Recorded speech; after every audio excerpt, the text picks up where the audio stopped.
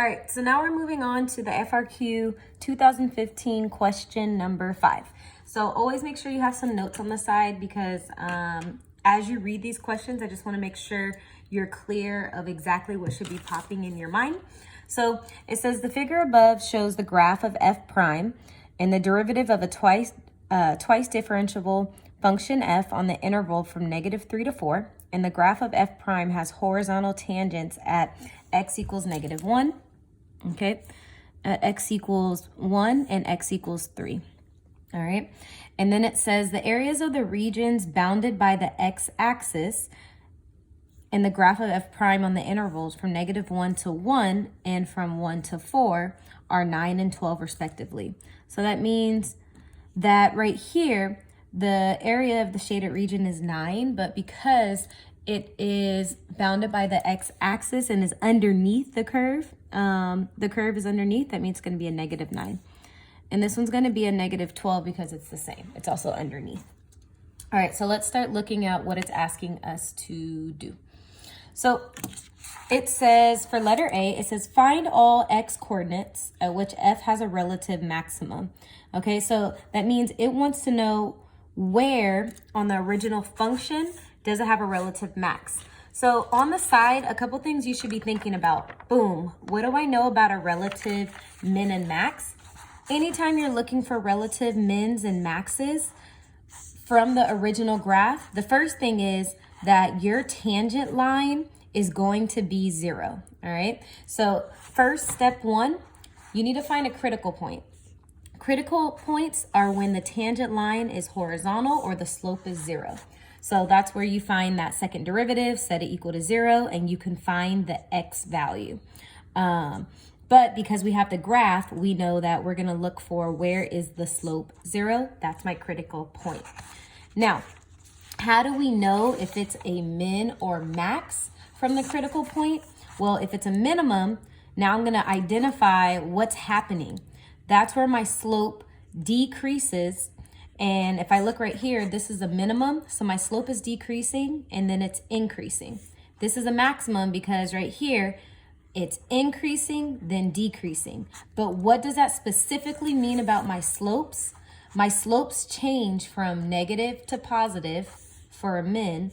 And then if it's a maximum, my slopes change from positive to negative.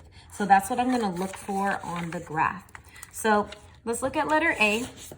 Letter A says, step 1, what did we just say? We said that we need to find out where are the critical points or the slopes 0. My slope is 0 at -2, 1, and 4. So let's write that. What do we say? X equals -2, x equals 1, and x equals 4. So these are critical points because slopes are 0. Because remember, this is the second graph. This is telling you the graph of the slopes. All right, so now we need to find out what's happening for these slopes. So let's look at -2. My slopes are positive. So my slopes are positive. And then what happens? My slopes change to negative. So these are negative slopes and these are positive slopes. So it goes from positive to negative. Okay, so that means my graph is increasing and then decreasing. Okay, so let's look at number 1. Number 1, my slopes are negative and then my slopes are still negative. So right here, it's going from negative to negative. There's no change, all right? And then lastly, let's look at number 4. My slopes are negative and then it stops at 0. So it goes from negative, and we could say to 0. Well, the question was asking what is asking for relative min or max. Boom. Okay, so it's asking for the relative max. Well, relative max means boom, increasing, decreasing. So that means right here, my slopes went from positive to negative, so it has to be at x equals -2. Is the relative max because, okay, These are our slopes. Our slopes change from positive to negative. Okay, so that's the first question for letter A. So now let's look at B. All right, so B is asking us, it says, on what open intervals contained in -3 to 4 is the graph of f? So from -3 to 4, that's just what the graph is telling us already. Both concave down and decreasing. Okay, so get your little notes out again. Concavity. If you're ever looking for concavity,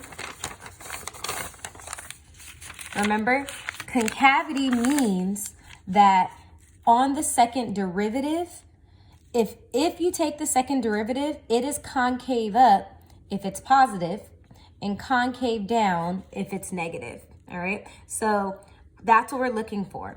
We need to take the second derivative and look at, is it positive or negative? Now, it also asked about decreasing and increasing, okay? So that means on the original graph, now we have to look on the original graph, where is it increasing and decreasing? That's just what we said. Where are the slopes for the first derivative negative and where are the slopes for the first derivative positive? So let's start with that one first. It says, where is graph F? That means where is the original graph? I'm gonna start with decreasing first. So that means if it's decreasing, my slopes are negative. Well, slopes are positive and everything right here, my slopes are negative. So far I have to move from -2 to 4. So that's where I'm looking for. My graph is decreasing from -2 to 4 because my slopes are positive. So let's write that. From -2 to 4, it's decreasing since slopes are negative. Okay, so now we need to look for concavity. So right here, this is already the first derivative. So we have 3 graphs, right? Position, first derivative, second derivative. This is already the middle graph. If I want to look for the second derivative, then that means I need to find the slope.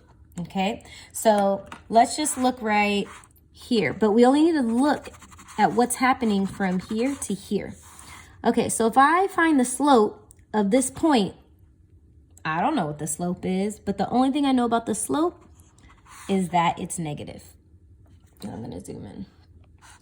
If I take this point and I find the slope of that, so right here, the slope right here is also negative.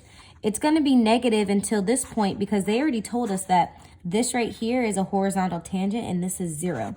So from here to here, my slopes are negative. So that means if I take the slope from this -1, from -2 to -1, what you're going to see is it's concave down. But then if I start taking the slope from here, you're going to see that now my slopes are positive, so now it's concave up, so we don't need that. But from here to here, I take the slope, okay? So my slopes are negative. So right here, from 1 to 3, you're going to see that it's concave down, and then from here, if I take the slopes of here, my slopes are positive. So that means the only way that this area is decreasing and concave down, it's going to be from -2 to -1 and 1 to 3. So let's write that.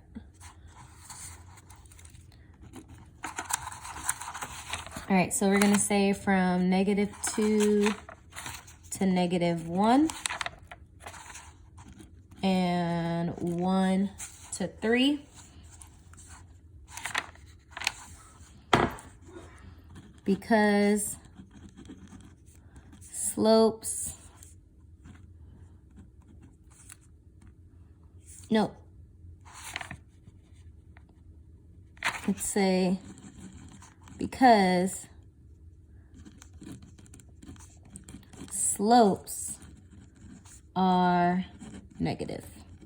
right? So we took the second derivative and we've seen that they are negative. So this is your answer for letter B.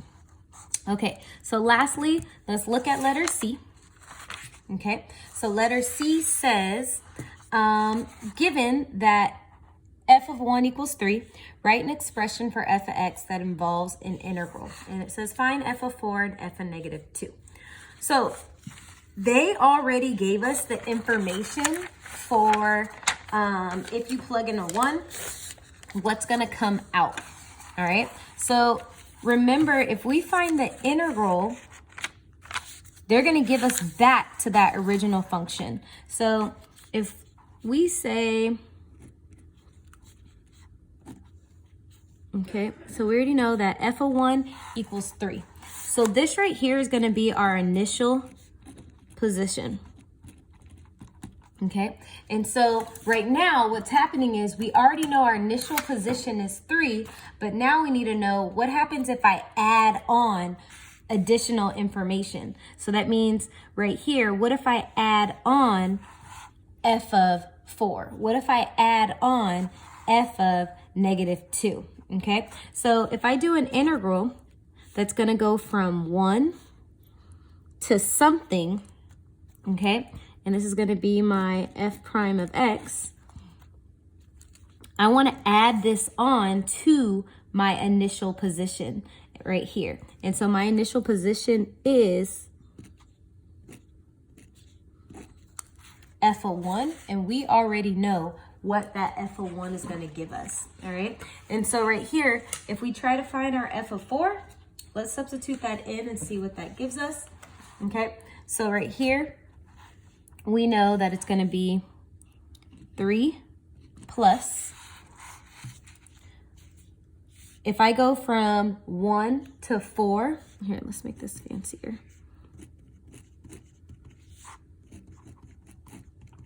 All right.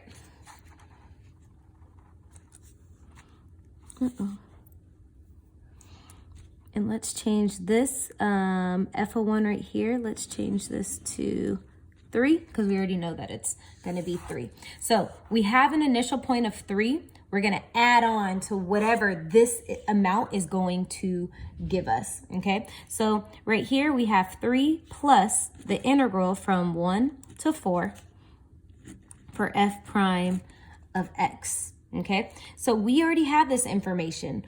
We're finding the area of the curve from 1 to 4. Well, let's look at our graph. From 1 to 4, they already told us it's negative 12.